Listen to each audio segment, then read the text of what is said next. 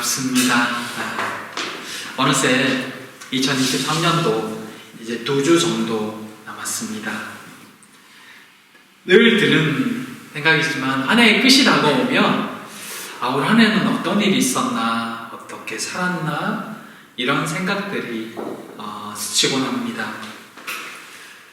그래도 이 아쉬운 시간들도 있지만 그 해 끝에 성탄절이 있어서 참 감사한 마음이 듭니다. 다시 한번 주님의 은혜를 되새기며 이 한 해를 마무리할 수 있으니 말입니다. 이 성탄절기에 더욱 주님과 가까워지고 또 주님의 은혜를 다시 한번 새기는 이 연말이 되기를 소망해 봅니다. 오늘 본문은 예수 그리스도께서 태어나시기 전 마리아와 요셉에게 어떤 일이 있었는지를 알려주는 것으로 시작합니다. 한마디로 표현하면 충격이었다고 볼 수 있습니다. 그 상황에서 그들은 어떻게 대처하고 있는지, 또 특별히 요셉에게 어떤 일이 일어나고 있는지를 함께 살펴보겠습니다. 오늘 이 본문의 말씀을 통해서 성탄의 의미와 또 성탄을 맞이하는 우리는, 기다리는 우리는 어떠해야 되는지 다시 한번 돌아볼 수 있기를 바랍니다. 특별히 이 성탄을 생각하는 마음이 좀 더 새로워지는 이 시간 되었으면 좋겠습니다. 첫째, 성령으로 잉태되었다 하시니. 성경은 예수님의 육신적 부모가 될 마리아와 요셉이 어떤 일을 겪게 되었는지를 이야기해 줍니다. 마리아는 처녀인데 남자를 알지 못하는 상태에서 임신하게 되었다는 소식을 듣게 되었고, 요셉은 아내가 될 마리아가 결혼도 하기 전에 벌써 아기를 배웠다는 것을 알게 되었습니다. 두 사람이 받은 충격은 생각만 해도 정말 굉장히 크겠구나 하는 것을 느낄 수 있습니다. 인간적인 생각으로 보면 많이 당황스럽고 두렵고 또 혼란스러웠을 것입니다. 그럼에도 마리아는 그 사실을 믿음으로 받아들입니다. 요셉은 마리아를 생각해서 이 일을 조용히 수습하고자 하죠. 아마 약혼을 파기하는 것을 생각했을 것입니다. 그때 요셉의 상태를 성경은 두려워했다라고 표현하고 있습니다. 그 당시 요셉의 심정이 얼마나 복잡했을지 생각해 만드는 말씀입니다. 당시의 그 일반적인 규정을 따르자면 불륜을 저질렀다는 죄명으로 돌로 쳐서 죽일 만한 그런 일이었지만, 요셉이 이 일을 조용히 마무리하고자 하는 모습을 보면서 그가 마리아를 얼마나 아끼고 사랑했는지를 느낄 수 있게 됩니다. 그럼에도 이 마리아와 함께 살겠다는 생각은 하지 못했던 것 같습니다. 그건 도저히 받아들일 수 없는 일이었던 것입니다. 그런데 그렇게 생각한 그가 마리아를 데려오기로 결정한 이유는 주의 사자 때문이었습니다. 정확히는 주의 사자가 나타나서 전한 말, 그 꿈의 한 말, 마리아가 성령으로 아기를 잉태했다는 그 설명 때문이었습니다. 네, 어찌 믿었을까요? 인간의 사고로는 도저히 받아들일 수 없는, 여지껏 그런 일이 없었기에 상상조차도 해보지 않았을 그 믿을 수 없는 이 말을 그는 어떻게 믿을 수 있었을까요? 사실 마리아 역시도 아마 굉장히 신실한 사람이었을 것입니다. 믿음의 사람이었겠죠. 하지만 주의 사자가 자신의 잉태 사실을 직접 설명해 주기 전에는 그도 그것에 대해서 이해할 수 없었습니다. 그만큼 하나님이 인간의 몸으로 세상에 오셨다는 말은 정말 믿기 힘든 말이 분명합니다. 마리아도 요셉도 인간적으로는 참 훌륭한 사람들이고 남다른 신앙과 인품을 가진 사람들이 분명하지만 그들 역시도 주의 사자를 만나기 전에는 그저 이성적인 사고 이상은 넘어갈 수 없는 평범한 사람들이었다는 것을 우리는 그 앞의 상황을 통해서 알 수가 있습니다. 근데 그런 그들이 자신들이 생각하는 이성적 한계, 믿음을 가졌지만 도저히 일어날 수 없는 일에 대해서 이해하지 못하고 생각조차 하지 않았던 그런 그들이 이 초자연적인 사건을 믿음으로 받아들일 수 있었던 이유는 그들이 주의 사자를 만났기 때문이었습니다. 그들은 주의 사자의 말을 들었고 또 믿었습니다. 그 후에 마리아는 그 기적의 사건을 몸소 겪었고 요셉은 그 사건을 옆에서 직접 보았죠. 이 주의 부모가 마리아와 요셉이 겪은 이 일은 두 사람의 경험이기도 하지만 그들을 바라보고 있는 오늘날 우리에게도 동일하게 생각하게 만드는 것이 있습니다. 뭐냐면 과연 믿음이란 무엇일까? 믿는다는 것은 어떤 것인가 하는 질문입니다. 예수님을 믿지 않는 사람들, 소위 믿음이 없는 사람들은 성탄절을 어떻게 바라볼까 하는 생각을 하다가 문득 그런 생각이 들었습니다. 그들의 심정이 천사를 만나기 전 요셉의 마음과 같지 않았을까 하는 생각이 들었던 것입니다. 굳이 난 성탄절 같은 거 믿지 않아 라고 하며 반대할 이유는 없으니까 그저 다른 사람들이 즐거워하고 행복해하는 축제이니 함께 모여서 파티하고 즐기며 행복한 시간을 보내는 정도? 아마 그것이 믿지 않는 사람들이 성탄절을 생각하며 보내는 전부일 것입니다. 그러나 만일 진지하게 성탄절이 예수님께서 우리를 구원하시기 위해 인간의 몸으로 이 땅에 오신 날이라는 것을 생각하게 된다면 어떻게 될까요? 진짜 그런 날이 맞아? 라고 생각하게 된다면 예수 그리스도의 탄생을 축복하는 이 성탄절의 의미를 생각하게 된다면 한편으로는 신기하고 또 한편으로는 정말일까 하는 호기심과 또 사실이면 어떡하지 하는 약간의 두려움이 들지 않을까요? 요셉을 보면서 그런 생각이 들었습니다. 얼마나 이 오해했으면 마리아 데려오기를 무서워하기까지 했을까? 약혼을 한 것이면 그만큼 사랑하고 아꼈을 편인데 이제 곧 결혼할 거라고 기대했을 것인데 그럼에도 마리아를 데리고 오는 것이 무섭다 또 두렵다고 생각할 만큼 마리아의 임신 소식이 그에게 참 고통스럽고 혼란스러웠겠구나 하는 그런 생각들. 그런데 그런 오해와 두려움이 들 만큼 무서움이 들 만큼 혼란스러웠던 그 일이 주의 사자의 말 한마디로 다 풀어집니다. 또 주의 사자의 말이 어떤 말이냐면 성령으로 잉태되었다는 여지껏 듣도 보도 못한 믿기 어려운 그 설명을 들으면서 말입니다. 뭐 이런 황당한 소리를 하지가 아니라 그걸 받아들였거든요. 사실 여지껏 그런 일이 없잖아요. 성령으로 사람이 아기를 잉태했다? 그 말은 지금껏 없었던 이야기입니다. 믿기 쉬운 말이 아닙니다. 단순히 내가 마리아를 오해했어. 그렇지 성령으로 잉태한 거지? 라고 그렇게 쉽게 받아들이기에는 이 일이 너무 초자연적인 일이라는 것입니다.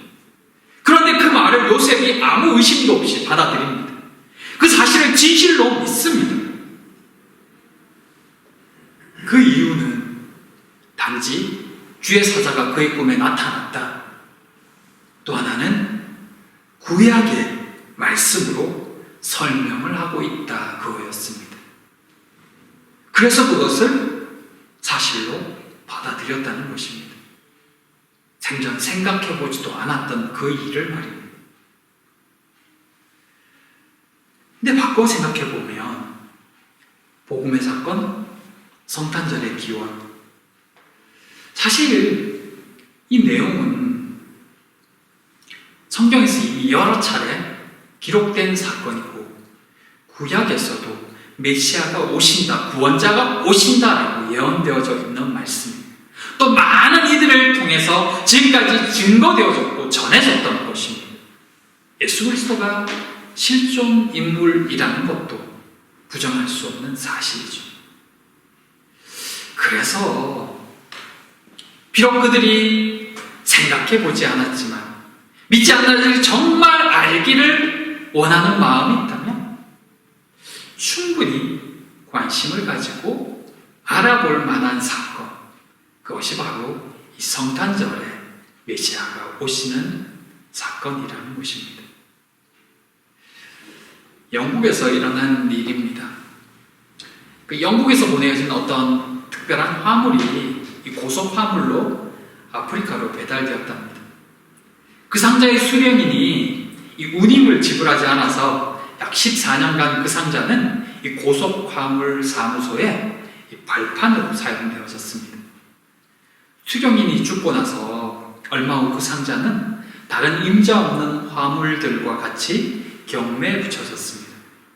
어떤 사람이 호기심으로 그 상자를 아주 싼 값에 구입해서 상자를 열어보고는 깜짝 놀랐답니다. 그 속에 수천 파운드의 영국 화폐가 들어있었던 것입니다.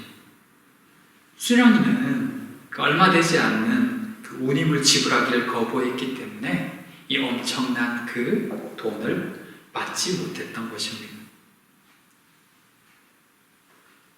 올 성탄절은 좀 더 많은 이들이 크리스마스가 왜 전 세계인들에게 기쁨의 날이 되고 있는지 그 의미를 한번 좀 깊이 생각해보는 그런 사람들이 좀 더 있기를 소망해 봅니다. 그저 기쁜 날, 그저 즐겁고 행복한 날이 아니라 왜 이 날이 기쁜 날인지, 왜 이 날이 행복한 날인지 좀 더 알기를 소망하는 이들이 많아졌으면 합니다. 그때 성령께서 그들 심령 가운데 임재해 주시기를 또한 소망해 봅니다. 사랑하는 성도 여러분, 올 성탄절에 우리도 이 일에 또 함께 기도하며 동참할 수 있는 은혜도 있었으면 좋겠습니다. 전하지 않으면 들 수 없죠. 던져지지 않으면 받을 수가 없는 겁니다. 그래서 우리도 성탄절을 전하고 또 사람들이 성탄절에 대해 관심을 가지기를 위해 기도해주고 또 알려줘야 합니다. 그때 성탄절에 대해 그저 즐거운 날, 그저 휴일이 아니라 이 날이 어떤 날인지를 생각해 볼 수 있는 기회를 가지지 않을까요? 그런 기회가 좀 더 많아지기를, 그렇게 좀 더 많은 사람들이 성탄절에 대해서 관심을 가지게 되기를 또한 소망해 봅니다. 둘째, 성탄절이 기쁜 이유. 그렇다면 모두가 기뻐하고 행복하는 이 성탄절이 왜 기쁜 날일까요? 성탄절 모두가 기뻐하며 즐거워하고 선물을 주고받으며 축하하는 이날, 온 가족들이 모여서 함께 식사하며 기쁨을 나누는 이날, 이들이 즐거워하고 기뻐할 수 있는 이유는 예수 그리스도께서 우리의 죄를 구원하시기 위해 이 땅에 오셨기 때문입니다. 만물의 주인이신 하나님이 우리와 함께 하심을 보여주신 날이기 때문입니다. 자기 백성을 그들의 죄에서 구원하시려 예수님께서 이 땅에 오신 날이 바로 성탄절인 것입니다. 정확히 12월 25일에 예수님께서 이 땅에 탄생하신 것은 물론 아닙니다. 하지만 주님께서 오신 그날을 기념하며 기뻐하는 날이 성탄절이기에 이 성탄절이 모두에게 기쁨의 날이 되고 있는 것입니다. 자기 백성을 그들의 죄로부터 구원하신다. 성경은 분명히 이 성탄절 예수께서 오신 그 목적과 대상을 자기 백성이라고 표현하고 있습니다. 본문에서 말씀하고 있는 자기 백성이 누구일까요? 예수 그리스도를 구주로 영접하는 자, 예수께서 구원 주시기로 작정하신 사람들. 그렇다면 그들이 누구인지를 어떻게 알 수 있을까요? 사실 천국 가서 모두 모여서 만나기 전에는 알 수 없는 게 사실입니다. 그건 오직 하나님만 아실 뿐입니다. 그래서 우리는 누구에게나 복음을 전하는 것이죠. 주님의 백성이 주님을 만날 기회를 가지도록 말입니다. 우리가 알듯이 이 땅에 죽음이 시작된 것은 죄로 인한 결과입니다. 누구도 죽음을 피할 수 없는 이유는 사망이 죄의 결과이기 때문입니다. 그런데 그 죽음의 원인인 죄의 문제를 해결하기 위해 예수께서 오셨습니다. 그래서 성탄절은 모두에게 기쁨의 날이라는 것입니다. 그러나 많은 이들이 성탄절에 파티로 기쁨을 나누며 가족들과 만나는 기쁨을 누리지만 정작 성탄의 참된 기쁨은 알지 못한 채 이 날을 보냅니다. 가족을 만나고 친구들, 이웃들과 함께 파티를 즐기며 웃고 떠들썩하게 행복한 시간을 보내는 것, 그게 물론 나쁜 건 아니죠. 하지만 정작 성탄의 주인공인 예수 그리스도는 알지 못한 채 그날을 기억하는 것이 안타까운 것입니다. 미국의 그 정신과 의사인 그 스캇 팩이라는 분이 계셨습니다. 근데 이분의 책 중에 이 끝나지 않은 여행이라는 책이 있는데 그 책에 보면 이 중추신경에 대한 그런 이야기가 있습니다. 왜냐하면 이분이 정신과 의사이기도 하고 또 신학자이기도 했기 때문입니다. 그 책 중에 보면 그 행복을 느끼는 중추에 신경에 미량의 전기 자극을 주면 이 기쁨을 느끼게 된다고 합니다. 그래서 쥐의 중추, 그 행복을 느끼는 중추에 자극을 주는 그러니까 전극봉을 삽입하고 버튼을 누릴 수 있게 했습니다.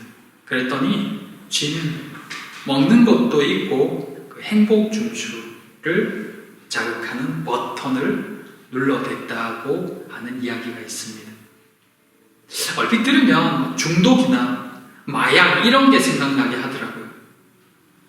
죽을 줄도 모르고 행복해지기만을 바라는 그 모습을 떠올리면서 말입니다. 행복을 추구하는 삶, 기쁨을 누리는 것, 그것이 결코 이 마약과 같은 것, 그런 것과 비교될 수는 없겠죠. 행복을 추구하는 것은 세상 살아가는 사람의 아주 중요한 이유 중에 하나일 것입니다. 하지만 그 행복을 추구한다는 것이 영혼을 알지 못한 채 세상의 잠시의 기쁨이 행복의 전부인 줄 알고 살아가는 삶은 참 안타까운 삶이 아닐 수 없습니다.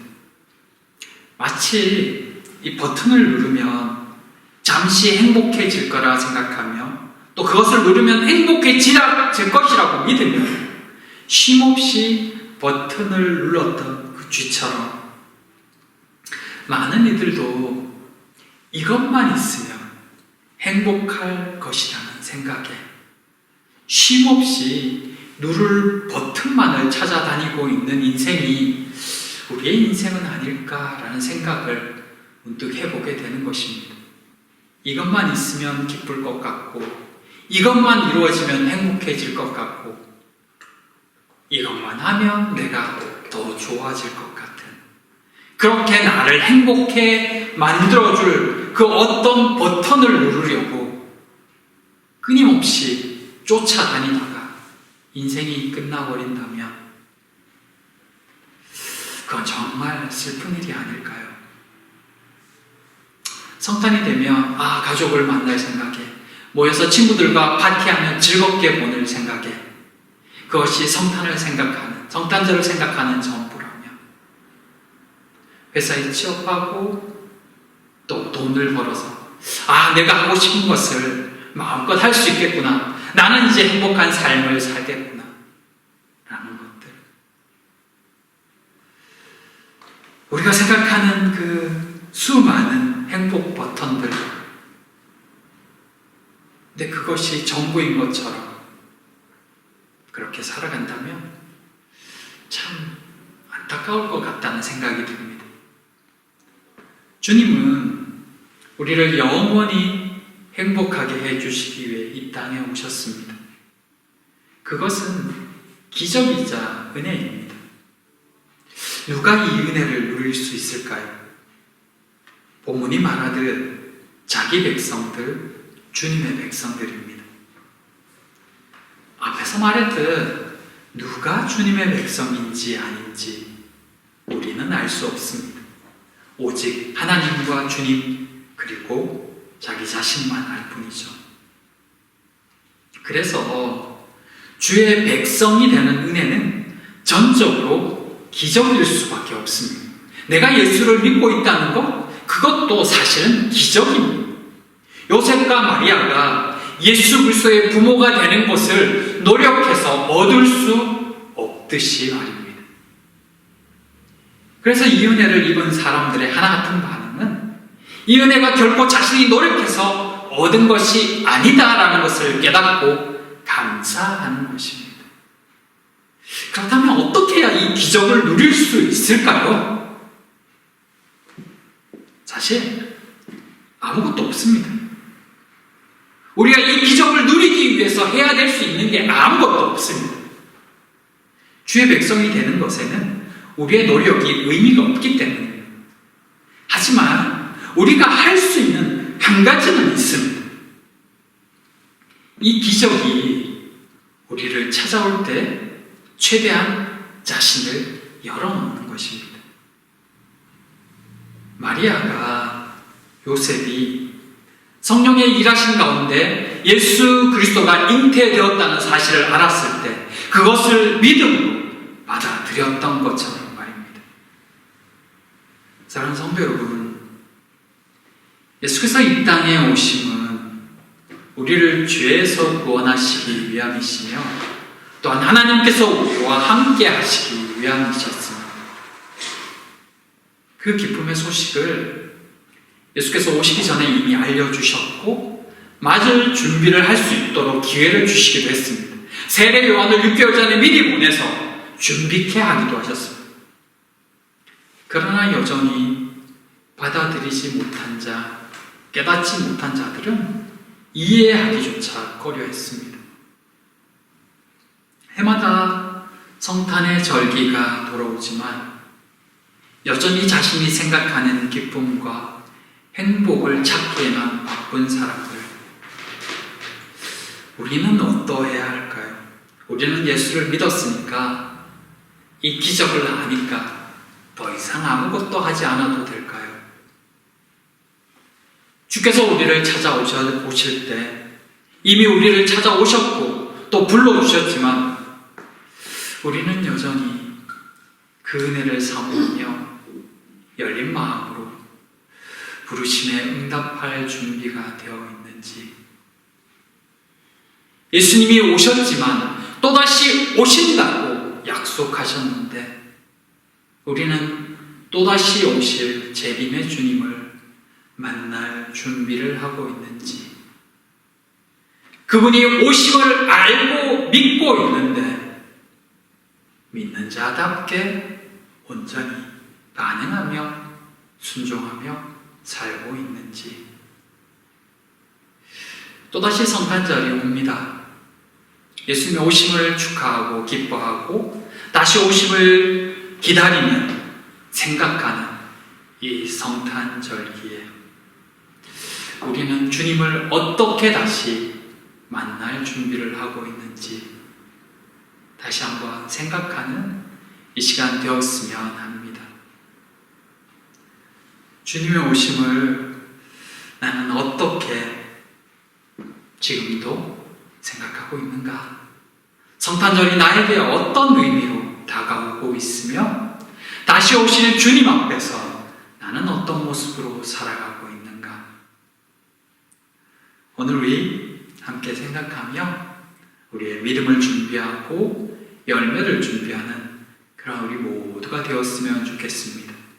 그래서 이 성탄절이 또 다른 하나의 의미 있고 뜻깊은 날이 될 수 있기를, 주님의 기뻐하심을 함께 누리며 또 나누는 그런 우리 모두가 되기를 진심으로 소망하고 기도합니다.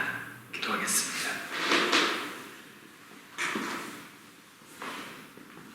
사랑의 하나님, 우리를 죄에서 구원하시기 위해 우리 곁에 오시사 우리에게 생명의 길을 열어주심에 감사드립니다.